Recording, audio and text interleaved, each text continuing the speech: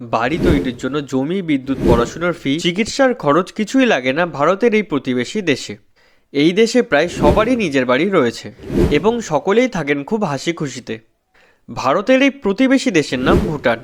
2008 সালে দেশের নাগরিকদের সুখ শান্তির খেয়াল রাখতে জাতীয় খুশি সমিতি গঠন করা হয়। জনগণনার সময় মানুষ নিজের জীবনযাপন নিয়ে সন্তুষ্ট কিনা তা জানার জন্য আলাদা প্রশ্ন রাখা হয়। ভুটান নাগরিকদের খেয়াল রাখতে খুশি মন্ত্রক চালু করা হয়। ভুটানে কেউ রাস্তায় থাকে না।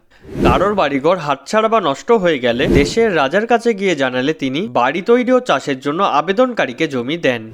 ভুটানে প্রাথমিক থেকে কলেজে পড়াশোনার কোনো ফি লাগে না। ভুটানে একটি নির্দিষ্ট সময় পর্যন্ত বিদ্যুৎ বিল পুরো ফ্রি।